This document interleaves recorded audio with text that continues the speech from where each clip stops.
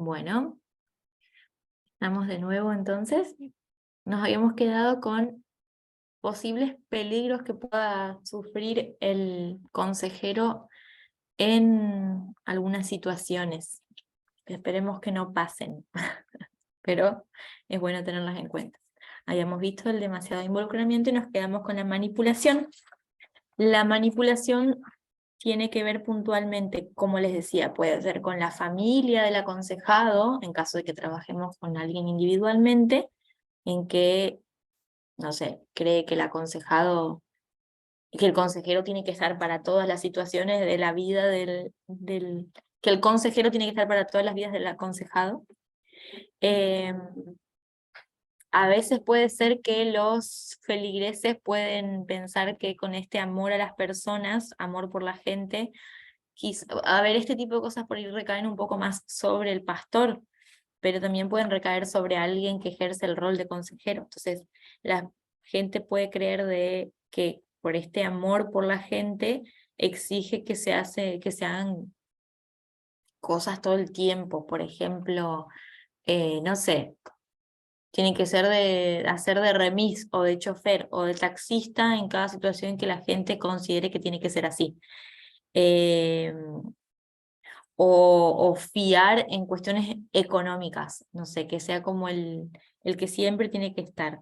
Hay situaciones que obviamente que tienen que ver con este amor con la gente, que van a requerir ayuda económica y demás, que van a requerir traslados, etcétera, que obviamente que se tiene que considerar y hacer, pero lo que siempre se tiene que ayudar, o por ejemplo hay gente que se puede ofender porque viene a contarle al consejero de que no tiene trabajo y más o menos pone como en la obligación al pastor o al consejero de que tiene que conseguir un trabajo.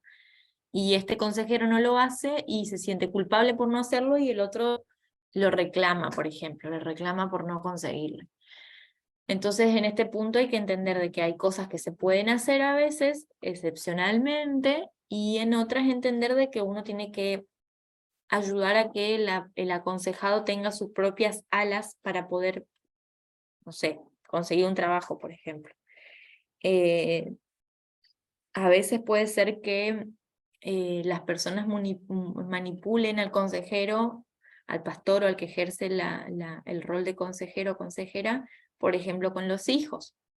Venir a contarles un problema, exigir que el consejero tenga que hablar con los hijos y encima decirles que no le cuenten que fueron ellos los que quisieron que hablen con él. Bueno, como habíamos visto la vez pasada, la idea es que siempre haya claridad y hacerle saber a la persona aconsejada de que siempre, a la persona que pide consejo para otro, contarles que se le va a decir al posible aconsejado que fue como derivado por otra persona. Y también entender de que a veces las personas creen que el consejero tiene que resolver cosas con los hijos que ellos no hicieron durante años. Entonces, magia no se hace. Y tampoco somos Dios para poder hacer las cosas así y que ya estén. Hay una parte de responsabilidad, por eso digo que muchas veces en este caso hay que evaluar si no será mejor trabajar con los padres directamente. Entonces, ese tipo de cosas pueden suceder dentro de la manipulación. Como les digo, a veces puede ser una ayuda económica. Este autor dice que hay que enseñar a pescar y no regalar pescados. Así que ahí está el punto de que a veces hay que evaluar qué casos requieren ayuda económica y cuáles no. Obviamente que siempre considerando esto como base el amor y la compasión a la persona, pero no por eso es darle todo. A veces con dar nos enseña a la persona a que aprenda. Hay gente que a veces todo el tiempo está haciéndole favores a otros, ¿no? Hay personas que son muy dependientes, que piden todo el tiempo, che, ¿me ayudas con esto? ¿Te puedo pedir que me traigas? ¿Te puedo, ya que vas, podés hacer tal cosa? Fíjate si me conseguís esto, ¿me puedes prestar? Todo el tiempo hay gente que es así, dependiente. Y hay gente que no sabe decir que no, consejeros y miembros que no saben decir que no y siempre están como dándoles que sí, que está bien, que pobre, que no puede solo, que va a pensar de mí, que hay que ser buen cristiano. Pero muchas veces eso es quizás sin mala intención, pero es una manipulación. Y tampoco uno le enseña que la persona, o sea, eso tampoco es hacerle un bien a la persona, porque no se le enseña que realmente puede hacerlo por su cuenta. Hay cosas que las puede hacer, pero como le queda cómodo y como la otra persona no sabe decir que no, nunca se resuelve el tema y queda ahí como con una conducta aniñada. Y otro tipo de cosas muy importantes es que pueden haber actos indiscretos con los que quieren ayuda. Por ejemplo, no sé, una persona, una mujer soltera que encuentra consejería en el pastor, soltero puede ser, y que su intención quizás no consciente, pero inconsciente, sea como una necesidad afectiva y que se enamore. Bueno, puede ser que se enamoren y que esté bien, pero hay situaciones en las que no. Entonces, por eso hay que manejar la transferencia y la contratransferencia, que es lo que vimos las veces pasadas, que, bueno, si no se acuerdan, vuelvan para atrás, para no adentrarnos demasiado en esto, porque si no perdemos tiempo. Entonces, hay cuestiones en las que hay que tener cuidado. Por ejemplo, a ver, hay situaciones en las que las cosas se dan de cierta manera y no quedan otra y hay que utilizar a veces el recurso que nos queda. Por ejemplo, si es una persona casada y va a ser consejero o consejera de alguien soltero, o bueno, casado también, pero del sexo opuesto, intentar tener un lugar más neutro. Por ejemplo, la oficina de la iglesia, que no sea en la casa cuando están solos. A veces puede pasar, por ejemplo, no sé, uno de ustedes vende algo y la persona va a ir a comprar algo a su casa. Y justo se da la situación de que se da un espacio de confianza y uno puede contarle lo que le pasó. Y bueno, se da un momento en el que justo en esa oportunidad se dio de utilizar este recurso de la consejería y bueno, o no quedó otra y tuvimos que utilizar este recurso de la casa de alguien, o la mía o la tuya, y bueno, son como situaciones excepcionales. Pero por regla estaría bueno que no se tengan estas desprolijidades, porque pueden generar confusiones en la persona y sino también chismes, que en realidad ese sería como otro trabajo de todo el resto de la gente, de no hablar de lo que no sabe o no inventar. Eso es muy importante, o no especular, porque especula en un lado y el otro ya da por sentado de que eso pasó o es cierto. Entonces por eso es tan grave el chisme. Pero para no dar malos entendidos está bueno tener ciertos cuidados. Hay uno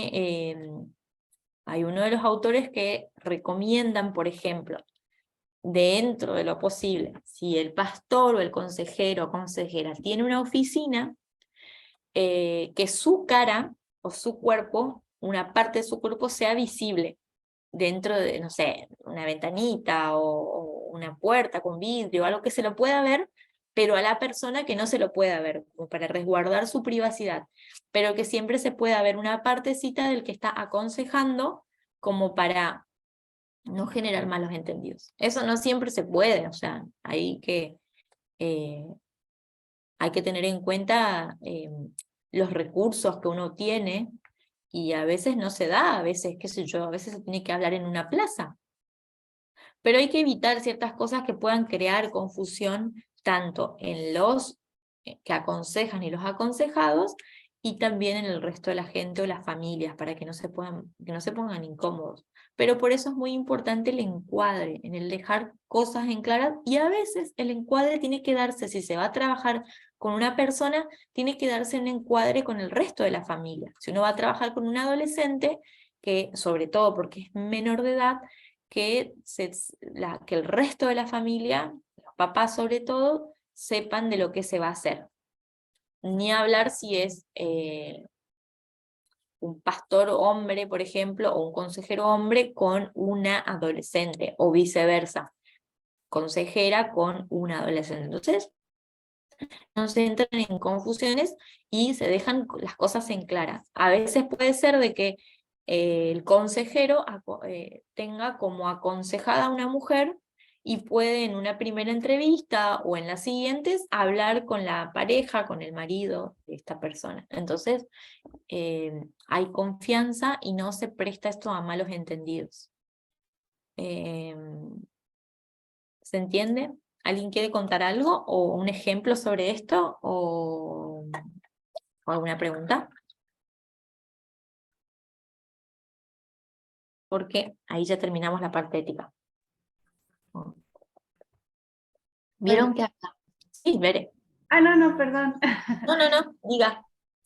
No, creo que esta parte de advertirnos los peligros en los que uno también se puede ver involucrado por hacer este tipo de, de ministerio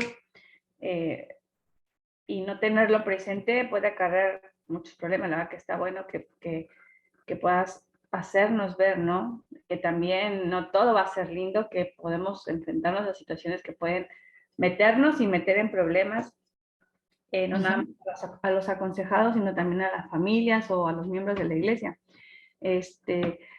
A veces ha pasado, conocemos, en lo particular yo conozco muchos casos en los que lamentablemente algunas de estos 3 puntos que marcas, ¿no? Que son creo los más comunes, se viven dentro de las iglesias. Y es triste, ¿no? Por ahí en ocasiones que si bien creo que nadie empezamos a querer prestar una ayuda o hacer, por ejemplo, un ministerio en este sentido de aconsejar o acompañar, pensando en hacer algo mal, bueno, a veces uno si no tiene cuidado y descuida esas partes importantes, uno puede generar conflicto, ¿no? O verse envuelto en un conflicto. De todos los años que yo llevo en la iglesia, en muchos casos lamentablemente se han visto en el que incluso los mismos pastores se ven involucrados en situaciones de infidelidad porque se involucraron de más con la persona aconsejada y bueno, son situaciones que la verdad no solo lastiman, insisto, al aconsejado o a la aconsejada o a las familias que están involucradas, sino incluso a la iglesia, porque líderes de nuestra iglesia han caído por este tipo de situaciones en los que no se tuvo el cuidado, no se supo manejar y bueno, quizá a veces hasta uno, insisto, ni siquiera uno piensa, ¿no? Que puede llegar a suceder. Pero está bueno tenerlo presente para decir, bueno, ahora tengo que mantener cierto margen, tengo que tener como un límite y mirar lo que pudiese llegar a pasar y o no dar pie, propiciar que eso suceda, creo que está bueno. Así que gracias, Cintia, que siempre es bueno ver más allá de lo que uno puede pensar que pueda suceder. No, gracias a vos, Bere. Eso que dijiste está bueno, el tema de los límites, porque uno tiene que conocer los propios límites y también los límites de la consejería, como por ejemplo, hasta dónde tiene que ser nuestro trabajo y derivar, por ejemplo, y también el límite propio de qué temas a veces puedo trabajar y qué temas no, y también un límite de tiempo. Por ejemplo, por eso no sirven las consejerías muy largas, porque se puede crear dependencia del aconsejado y también puede haber este riesgo de, bueno, qué sé yo, de enamoramiento o de no saber manejar la transferencia, esa dependencia de uno y del otro de compartir ese tiempo. También es importante que los que son, por ejemplo, marido y mujer o tienen pareja, es que si van a ejercer la consejería, tienen que estar como en sintonía con la pareja, sabiendo la pareja dónde se están metiendo. Porque, a ver, yo le voy a hablar de mi caso porque soy psicóloga. Si yo no tendría un marido compañero en este sentido, posiblemente no podría trabajar libremente. ¿Por qué? Porque trabajo con hombres.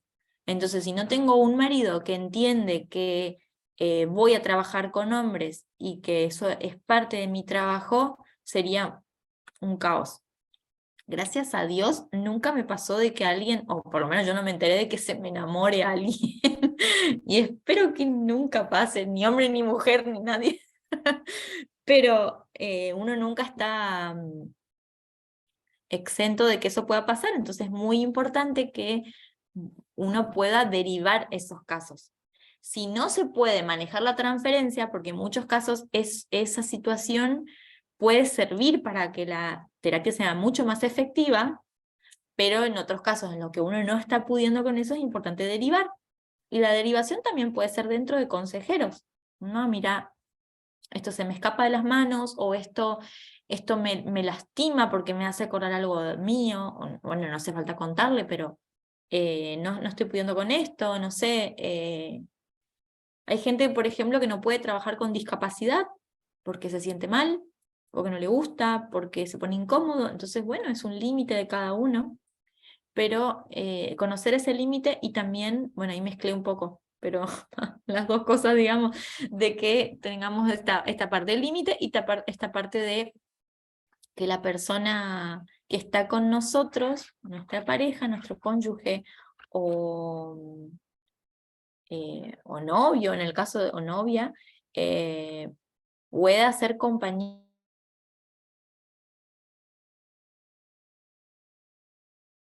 En determinados casos, eh, obviamente que son excepciones, pero a veces requieren que yo esté atenta al celular los fines de semana o a la noche.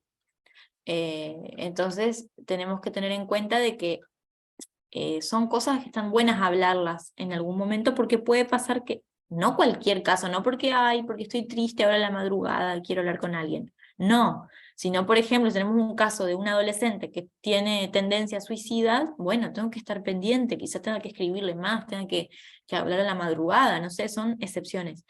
Pero sí o sí la familia tiene que acompañar a esto. O puede que uno esté en una reunión el fin de semana con la familia y tenga que atender un caso por teléfono o irse. Eso sí son como cosas más específicas de la psicología, y también entiendo que del pastor, y por qué no de un consejero o consejera cristiana. Entonces son casos que están interesantes para tenerlos en cuenta y, como digo, hablar con la familia, porque pueden haber situaciones que requieran esto. Esto no es para asustarlos ni frustrarlos, ni que decir, ay, qué feo, no voy a ser nunca un consejero o una consejera, porque tiene un montón de contras. Son riesgos que generalmente no pasan, pero que es importante tenerlos en cuenta por si llegara a pasar, que no los agarre desprevenidos, ¿sí?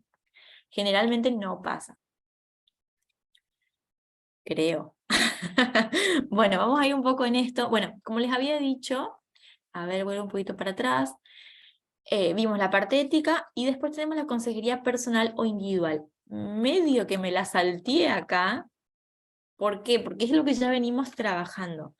Hay cosas a tener en cuenta que por ahí no vimos, que, como les decía, tener en cuenta la autoestima, como que tenemos hoy en día este culto a la autoestima donde el individuo es el que solo importa, el que más importa y que nada más importa. Entonces tenemos que tener cuidado con este tipo de cosas, con la consejería personal. También tener en cuenta, como habíamos visto un poco esto de las emociones, tener en cuenta las emociones y no solo los hechos. De ahí quería hablarles un poquito más, pero en general ya vimos la mayoría de lo que es el acompañamiento individual o personal en todas las que vimos anteriormente, por eso no quiero que perdamos tiempo en esto. Quería hablarles un poquito de las emociones y los sentimientos, porque es algo que es importante tener en cuenta, nada más. Las emociones son necesarias, creo que esto ustedes ya muchos saben, la mayoría, diferenciar por ahí emociones de sentimientos. ¿Por qué? Porque las emociones tienen que ver con cosas que nos pasan constantemente, todo el tiempo, y que son reacciones fisiológicas. Por ejemplo, ahora escuchamos un portazo atrás y nos vamos a asustar. El susto es una emoción básica. Las emociones básicas son la sorpresa, o sea, ahí como el susto, el asco, la alegría, la tristeza, el miedo y el enojo. Son las 6 emociones básicas. Esas las tenemos todos de manera universal.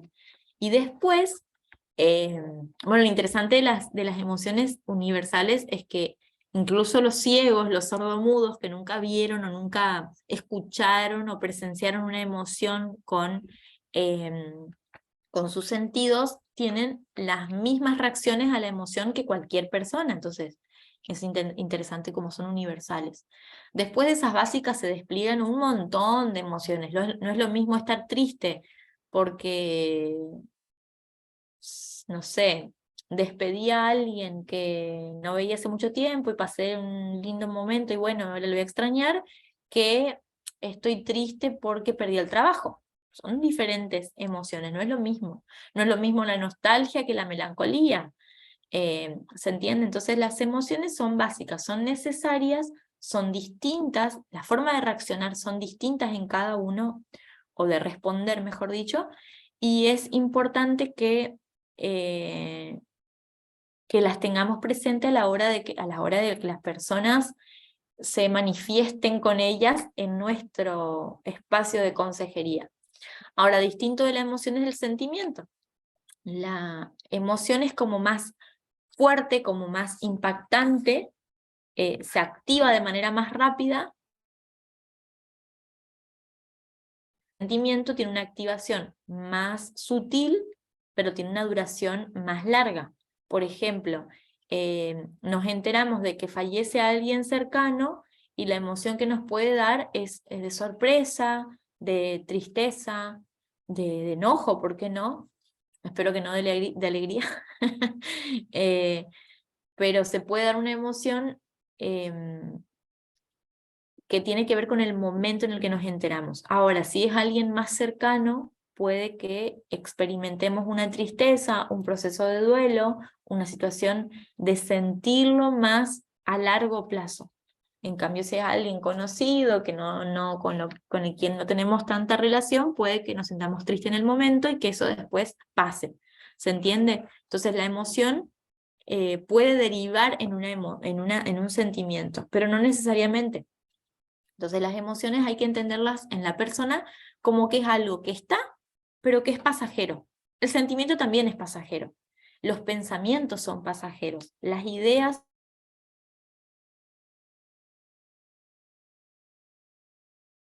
Esto, la persona puede sentirse un poco más relajada con lo que está sintiendo, porque va a saber que lo que sintió, lo que pensó, lo que experimentó o qué sensación tuvo, no lo determina, ¿sí? Mucha gente se frustra, se siente muy mal por lo que está pasando en el momento, y en realidad eso no va a ser para siempre. Entonces, hacerle entender a la persona de que hoy no es siempre, ayuda muchas veces a relajar ese estado de emoción o sentimiento extremo que no lo están dejando vivir con naturalidad. Pero es importante tener en cuenta que ustedes puedan diferenciar lo que es una emoción de un sentimiento en la persona, como para poder desde dónde trabajar. Porque no es lo mismo algo que está transitando en el momento que algo que ya viene hace rato, ¿sí? Sobre todo un caso en el que más evidencia esto es en el proceso de duelo. Uno dice, uy, ya hace tanto estás mal por esto. Bueno, pero pasaron, no sé, 6 meses desde que falleció alguien cercano, y sí, todavía está. Es normal, digamos, que se sienta mal todavía. Es hacer este acompañamiento, ¿no? Algo interesante en esto es también a la persona que se encuentra quizás sola, quizás no tenga familiares incluso, poder crear redes de apoyo dentro de la consejería individual. Crear redes de apoyo que lo ayuden, no sé, por ejemplo, se trata de una persona alcohólica, bueno, la red de apoyo tiene que ser la familia sobre todo, y si no tiene familia, lo más importante ahí es la parte linda de la iglesia. Si es una persona que perdió a un familiar, tratar de hacer una red de apoyo en el que la persona no esté contenida solo las primeras semanas o el primer mes, porque ahí está contenida, está choqueada, todavía es como que es raro y no se encuentra con cotidianidad, porque a veces hay mucha gente y no lo dejan hacer su vida común, pero después de que pasa un tiempo, recién ahí empieza el verdadero duelo, proceso de duelo. Entonces ahí es donde se tiene que estar no cuando recién pasa, sino meses después, por ejemplo, cuando todos vuelven a la normalidad y la persona se encuentra en ese vacío. Entonces es importante determinar el momento en el que se produce la emoción, si hay situaciones que siempre producen la misma emoción, porque no vamos a responder siempre igual, a menos que no tengamos algo resuelto. Entonces cada situación puede determinar, no sé, siempre esto la hace enojar, o la mayoría de las veces la hace enojar tal cosa. Entonces ahí hay que evaluar si esto se traslada en un sentimiento de enojo o si es momentáneo, y también qué ideas previas se tienen en cuanto a la situación, como para que la persona siempre tienda a reaccionar de cierta manera o no.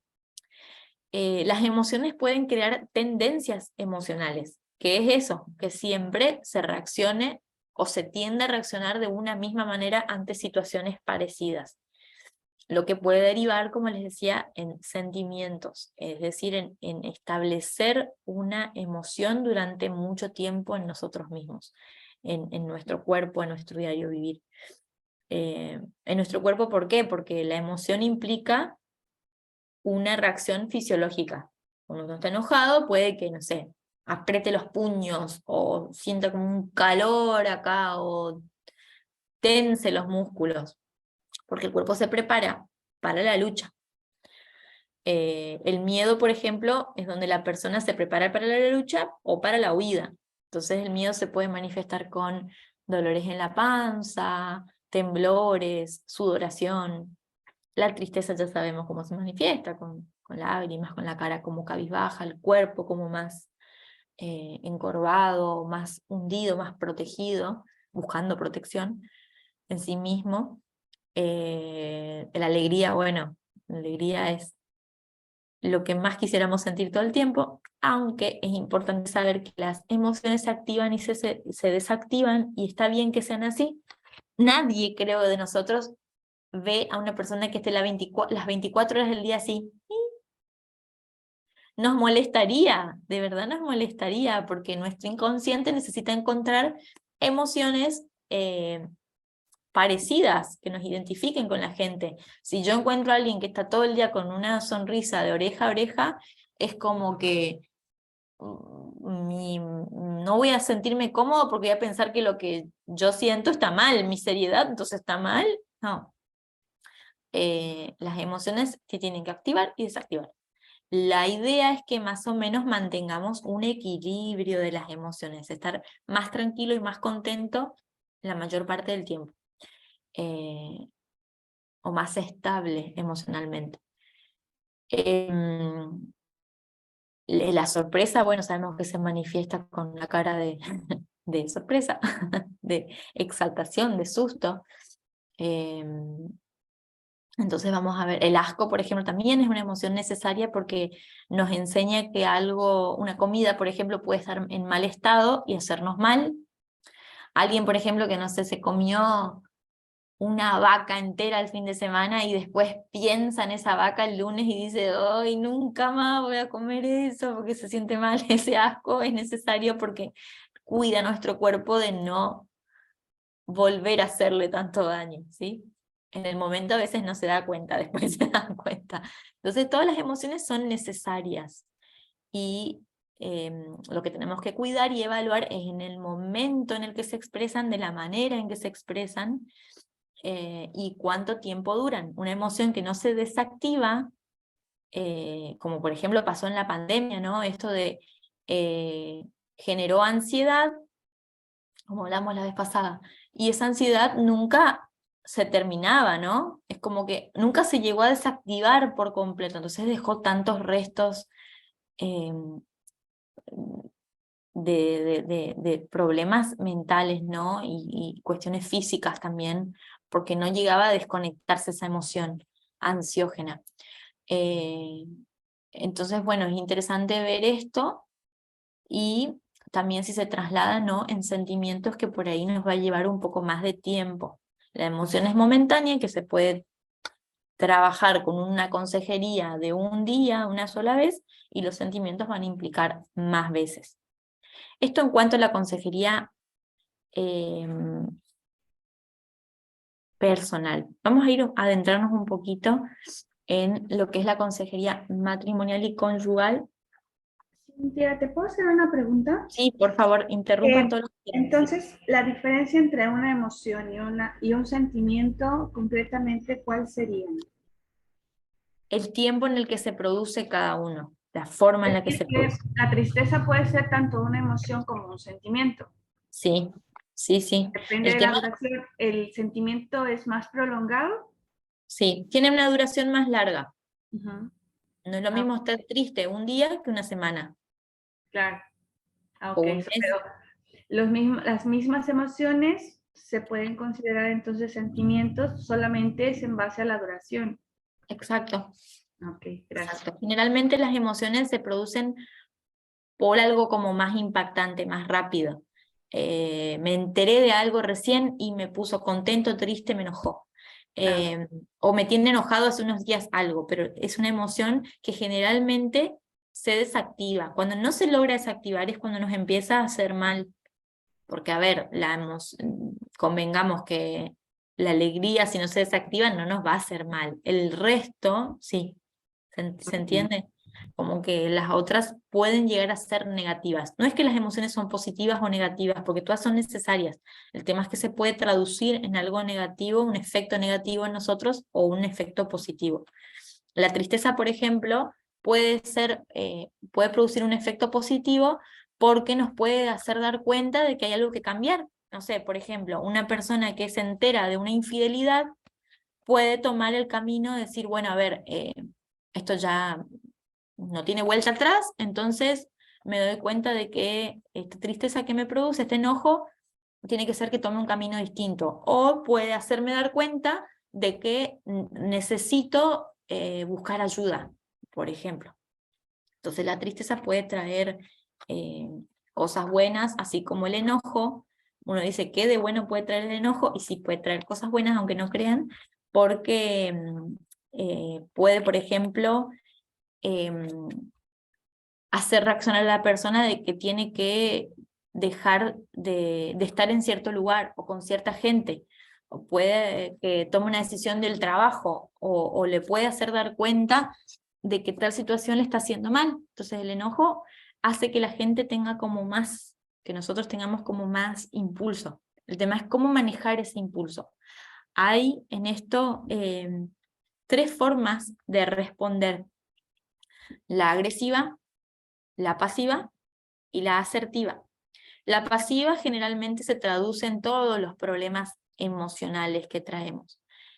Por ejemplo, no sé, la gastritis o las úlceras, tragarse cosas. No es solamente tragar la comida y que te caiga mal, es lo que me trago, lo que no expreso, lo que me cayó mal y no dije nada. Toda esa es la forma pasiva.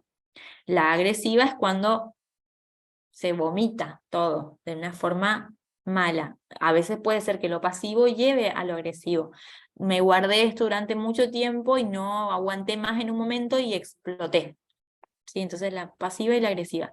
Lo mejor y lo ideal, siempre hay un ideal que no siempre nos sale bien, que es la parte asertiva, que es responder de la forma adecuada en el momento adecuado, que no siempre sale, que es entonces, si me está molestando algo, poder decirlo de la manera adecuada en el momento que sea. A veces no es en ese momento, sino que tengo que esperar y después decirlo. Pero ¿qué pasa? A veces la persona que tiende a la pasividad se guarda para después decir, después nunca dice y se queda y guarda y acumula. Y la persona que tiende a ser impulsiva o agresiva saca en el momento en el que tiene que ser lo que le molesta. Entonces, a veces no es la forma. ¿Sí? ¿Se entiende eso? Sí. No es algo tan simple, por eso digo que es el ideal, lo asertivo. Hay que practicar,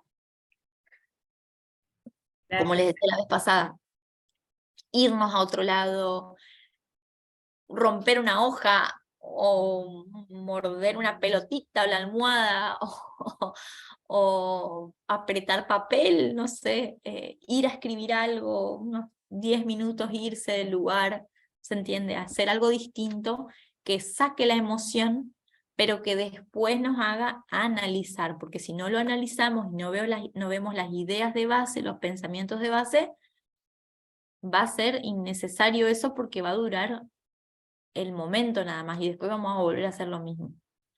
Eso es una técnica conductual. Y la técnica cognitiva sería ver esos pensamientos que están de base. ¿Ver, ibas a decir algo? No, que si contaba darle apretones al cuello de la persona en este caso. Ya vendría a ser asertiva. A la Asertivamente la agarré del cuello. No, eso es agresivo. no, muy Intentemos. claro, gracias, queda claro, sí. Sí, después deberíamos de tener un curso o una clase para tener terapia algunos, ¿sabes? Yo No, escucho pero no tus clases conmigo. y digo, ay, qué Bueno, falta pero nos no hace una terapia psicológica. Todas las clases que escucho digo, a la flauta. Estamos ¿Y en a la mí quién me próxima. ayuda? Sí, claro. ¿Cuándo llega a terapia el terapeuta, por favor? Sí. La otra vez me dijo una, no sé si ya les conté o no, no me acuerdo, pero les voy a contar igual de última. Me dijo una chica, no sé qué le dije, pero como un comentario, está una conocida. No sé qué comentario le dije, como que a mí eso no me gustaba, o que también, no, y que tendía como a molestarme algo. Y me dice, ay, en serio, yo pensé que los psicólogos siempre estaban como paz y amor y que nunca les molestaba nada. ¿En serio pensás eso? Me pareció tan básico. Le digo, ¿en serio pensás eso?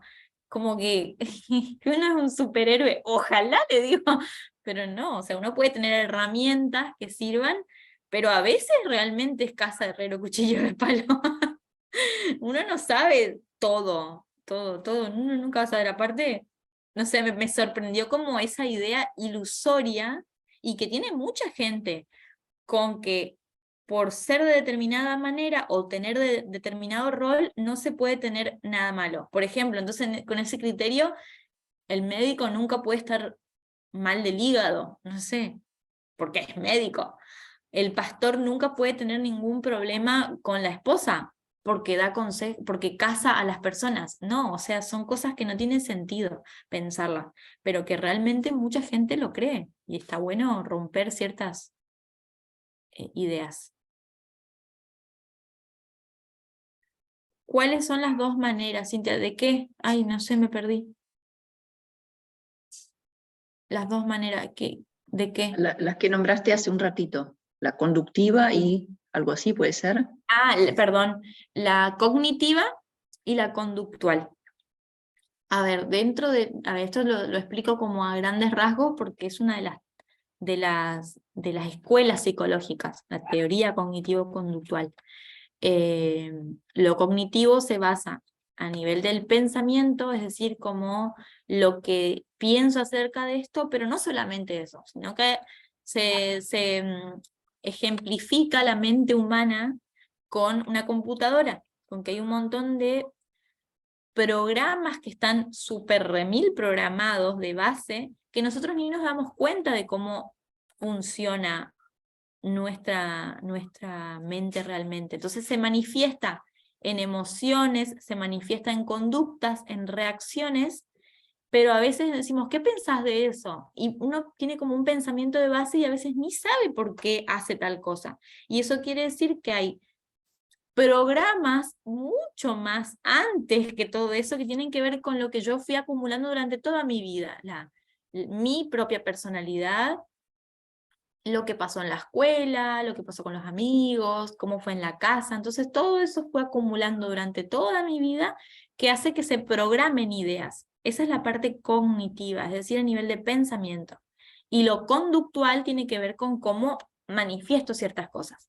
Entonces puedo tener técnicas conductuales que me pueden servir en el momento, por ejemplo, en el momento de enojo, de mucha ira, irme a hacer este tipo de conductas de, no sé, me voy a bañar, voy a irme, voy a caminar, voy a salir a correr, voy a escribir, que es conductual, que ayuda en el momento, pero si solo se hace eso, después va a volver a pasar. Entonces es necesario evaluar la parte cognitiva, que es en lo que la persona se basa para tener eso. Por ejemplo, siempre me pongo triste cuando veo noticias de accidentes de niños, por ejemplo.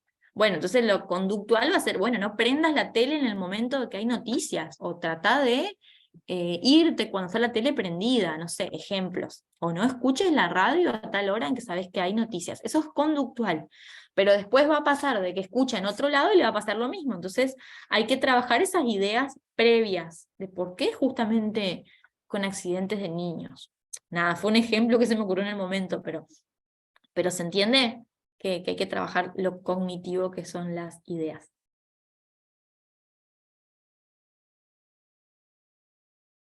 Lo cognitivo-conductual.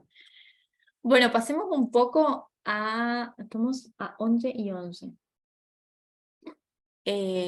Consejería matrimonial o conyugal. Aguántenme un ratito que mi perrita no deja de molestar y me distrae, así que espérenme un ratito que ya vengo. Siempre mi perra.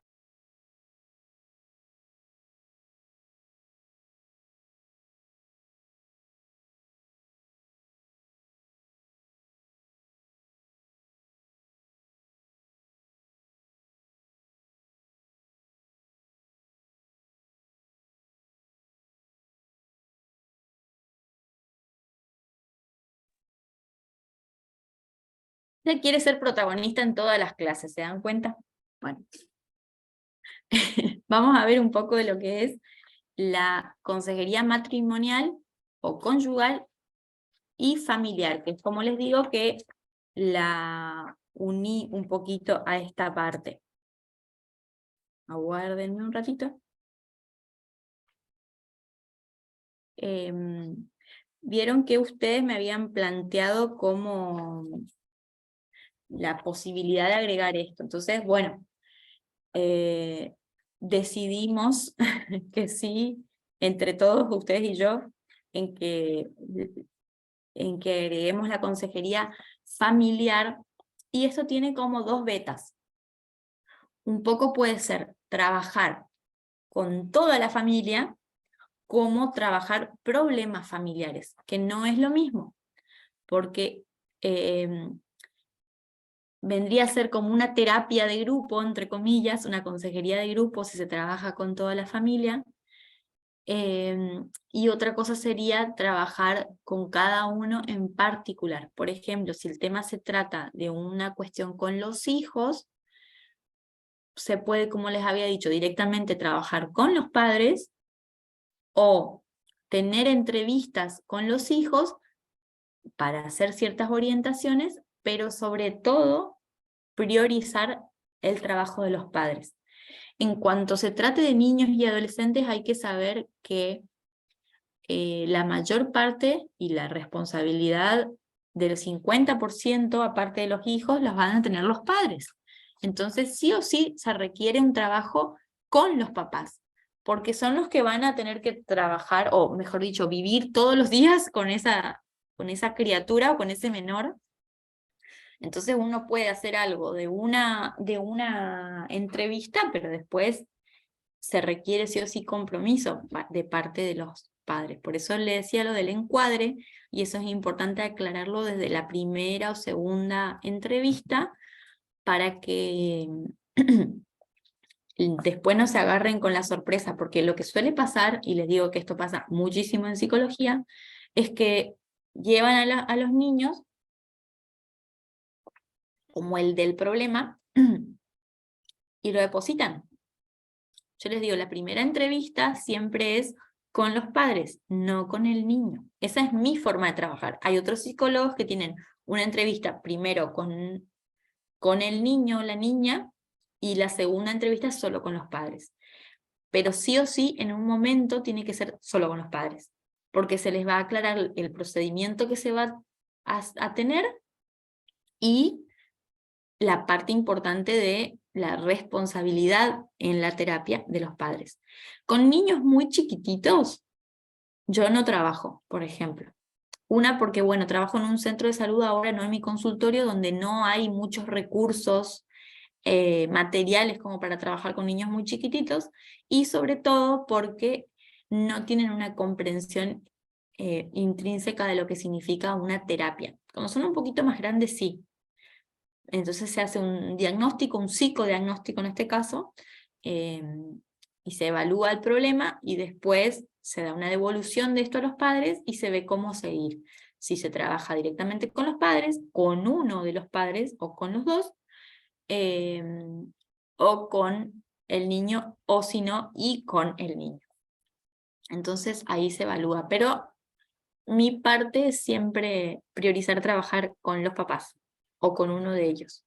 Y sí, la mayoría de las veces pasa que es la mamá la que va, la que lleva, la que trae, generalmente.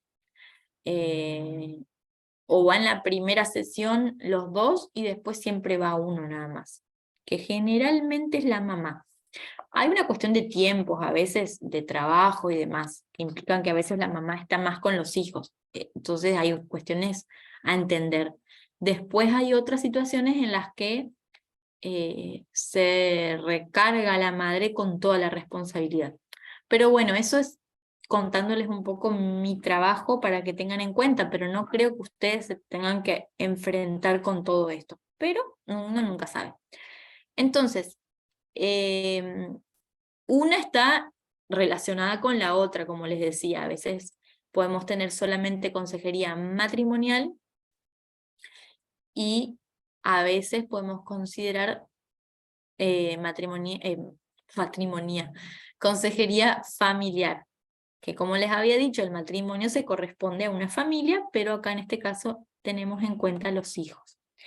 Ahora, la consejería puede estar primero como en consejos prematrimoniales, que yo considero que nuestra iglesia tiene esto como muy marcado y muy interesante, ¿no? En el hecho de trabajar con los que están ahí por casarse, o que lo han hecho con nosotros, como el pastor Abraham conmigo, que realmente es muy interesante. Y hay cosas a tener en cuenta dentro de los consejos prematrimoniales. Les voy a contar un ejemplo que tengo acá. Dice, Juan y María han crecido en la iglesia, han sido novios por 3 años y han estado comprometidos para casarse durante 6 meses. Su día de matrimonio está fijado para dentro de 3 meses. Ellos llaman al pastor para hacer una cita y conversar durante varias reuniones acerca de su matrimonio cercano. Llegan a la oficina del pastor para la primera sesión 10 minutos antes de la cita. Se ven nerviosos, pero es obvio que se aman. Conversan con la secretaria mientras el pastor termina la reunión con otros aconsejados. Oportunamente, ellos son invitados a entrar a la oficina del pastor. Se sientan en el sofá y el pastor acerca su silla a la pareja para conversar con mayor confianza. Las 4 o 5 sesiones que va a tener la pareja deben hacerse durante un periodo de 4 a 6 semanas.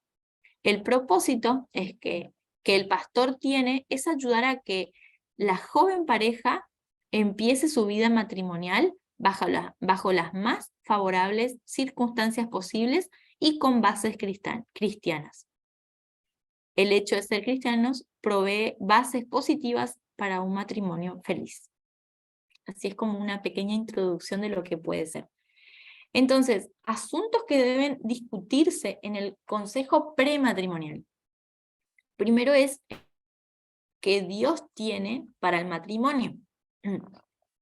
Entonces acá es importante leer pasajes bíblicos, obviamente, que tienen que ver con la creación del hombre y la mujer en el hogar. Por ejemplo, acá pueden encontrar Génesis 1, 26-27, Génesis 2, del 4 a 6, que tiene que ver con la creación, y después en Mateo 19, del 4 a 6. Más que nada esto va a servir como para hacer entender a la joven pareja que se está por casar de la mirada que tiene Dios hacia el matrimonio. Y también entender que esta institución del matrimonio es la base para todo en la vida, en cierta manera.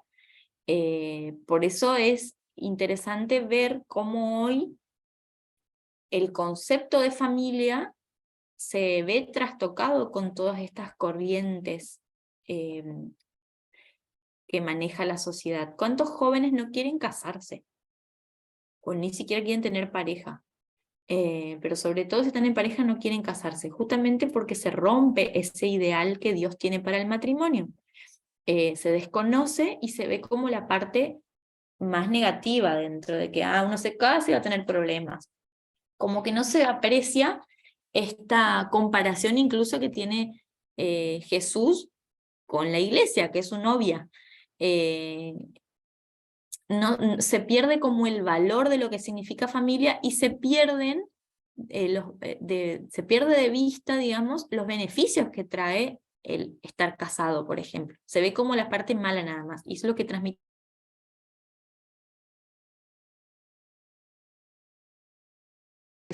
que tirar, o uno se tiene que separar. Por eso hubieron hace poco, por lo que escuché y vi, parejas muy jóvenes con poquito tiempo de casados que se separaron. Y es como que no se tiene en cuenta, primero y principal, esta visión de Dios para el matrimonio. Después, segundo, y no menos importante, es que el amor es el elemento básico para un matrimonio feliz. Entonces, durante las sesiones, el consejero y esta pareja tienen que expresar las ideas diferentes que tienen acerca del amor. Porque generalmente pasa que uno tiene como la súper expectativa de lo que va a ser ese matrimonio porque lo amo, porque me ama. Pero el amor es una construcción, entonces ese enamoramiento en algún momento va a caer. Y es necesario ver las ideas previas que tiene esta pareja sobre lo que es el amor. El tratar de entablar o poner en la persona el concepto de un amor más maduro, más sólido. A ver si la pareja tiene como ideas como más como superficiales del amor, o ideas de conceptos más seculares o humanistas, o con bases bíblicas. Entonces hace hincapié el consejero en esta parte del amor entre dar y recibir y ceder y mostrar respeto.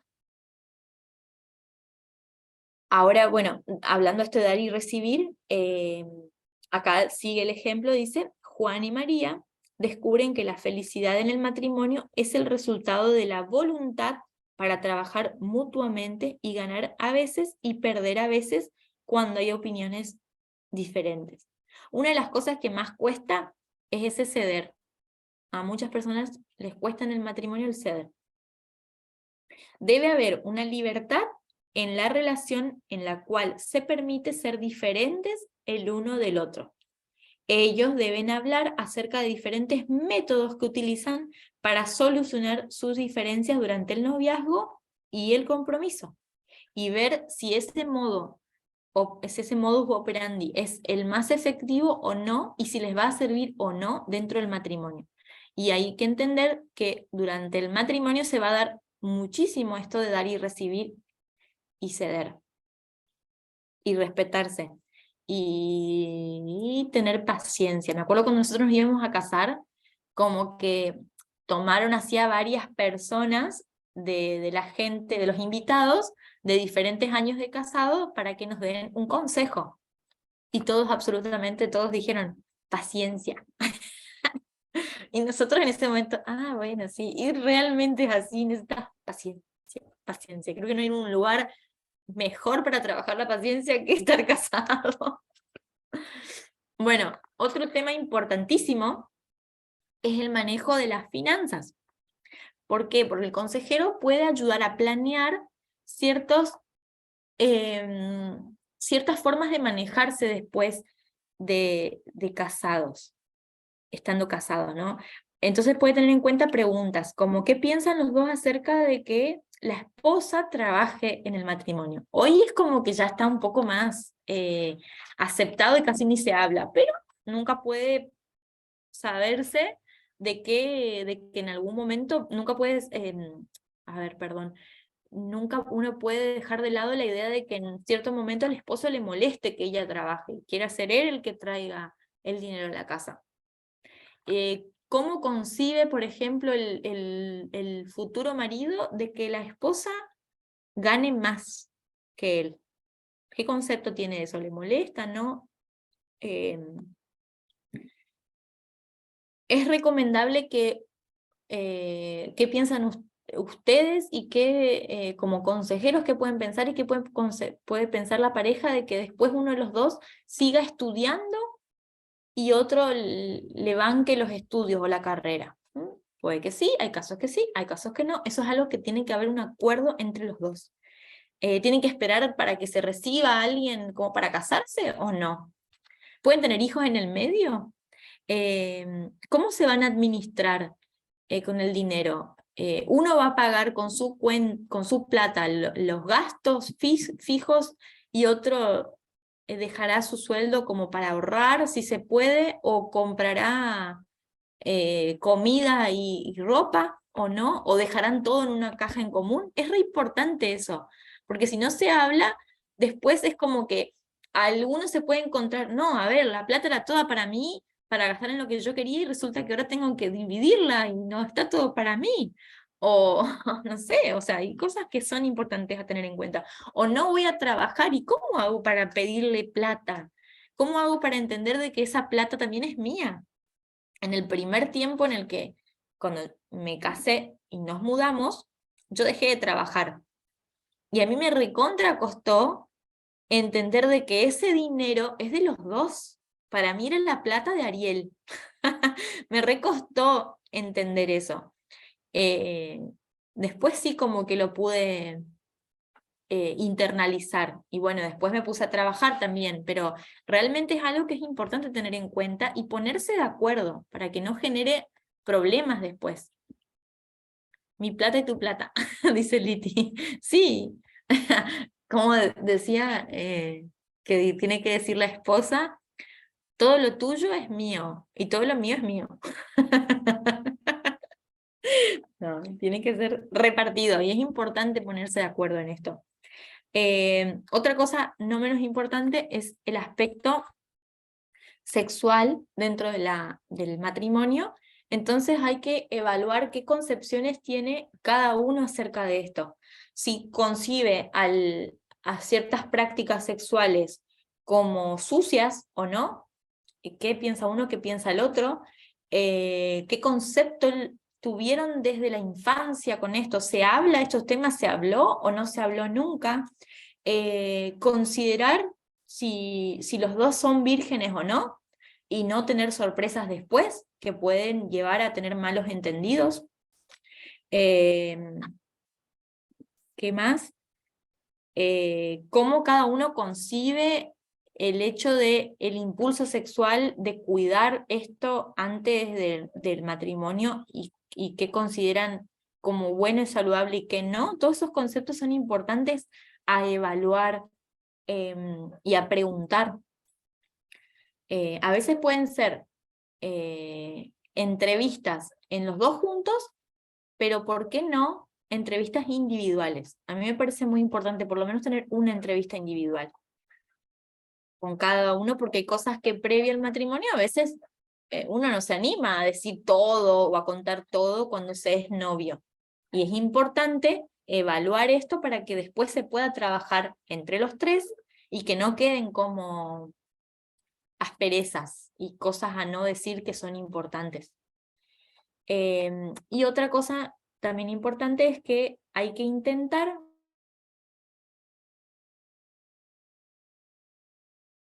muchísimo. Bueno, siempre pasó de que a veces dos van a dos iglesias distintas, o uno va y el otro no va. Yo creo que es más fácil cuando uno va y otro no va que cuando los dos van a iglesias distintas.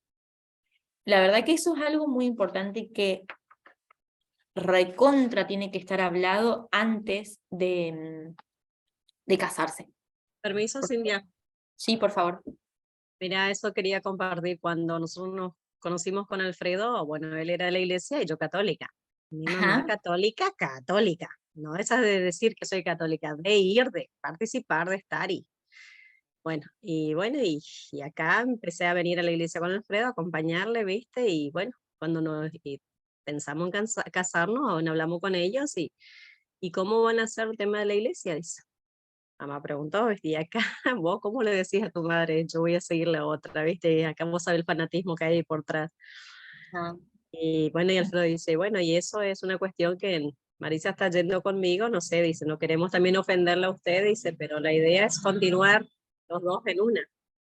Bueno, dijo, eso yo quería decir, porque no quiero saber eso de que después tengan hijos, que uno vaya para acá, otro vaya para allá, o que dejen de ir totalmente. O sea, con todo el fanatismo que ella tenía encima, católica, católica, o sea, nos dio un excelente consejo. qué Porque bueno. yo digo, es así porque yo digo, después tus hijos no saben a dónde ir, dónde guiarse, ¿viste? No. Y es así. Eso Qué quería importante. compartir nomás, qué me pasó a mí. Gracias, Marisa. Qué importante eso que dijiste.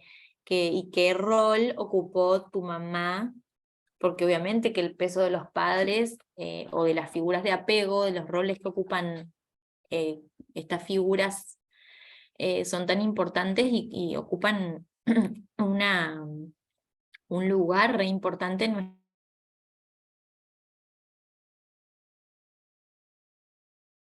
Yo diría que entre dos solos, dentro de todo, uno se puede manejar con creencias distintas, pero cuando vienen los hijos, puede ser una batalla campal si no se ponen de acuerdo. O puede pasar lo que decía Freud, que cuando los dos están de acuerdo, entre comillas, puede que uno esté pensando por los dos. Entonces a veces funciona, la pareja termina siendo funcional, la familia funcional, pero a veces no. Y realmente es algo importante. Ahora lo importante también es que vos marcás acá, Marisa, es que si bien pudieron tener esa mirada de la afuera, que en este caso fue tu mamá, fue mejor el hecho de que ustedes decidan entre los dos. Fue una decisión tuya el ceder. Acá está la parte en la que sí o sí uno y el otro tienen que ir cediendo en cosas. Y es importante que no siempre sea uno el que ceda todo. Pero ustedes se pusieron de acuerdo y eso es muy importante. Entonces es importante dejar esto en claro de que a dónde van a ir, cómo van a hacer, que piensen en esas cosas, porque a veces el enamoramiento llega a decir, no, después vemos, y realmente después es un quilombo, un problemón re grande. Y a Después veces uno, termina el enamoramiento y ahí empiezan los problemas. Es así, sí, tal cual, y es bueno, ahí así. aparecen muchos divorcios. O mantenerse juntos por los hijos, que también es otro tema que vamos a ver. Entonces hay un montón de cuestiones que son re importantes tenerlas en cuenta como consejo prematrimonial. A ver, voy a ver a qué hora estamos. Uy, justo hay 33, si no miraba, le seguía dando. Bueno, gente linda, vamos a dejar por acá. Y la semana, ya me quería la semana que viene. Y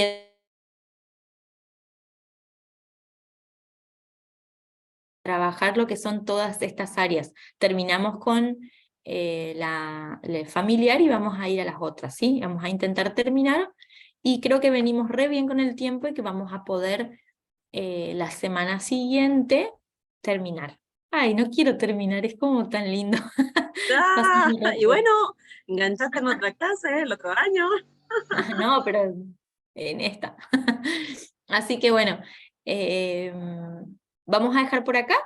Esta tarde van a tener el examen y nos vemos el miércoles. ¿Dale? No se asusten.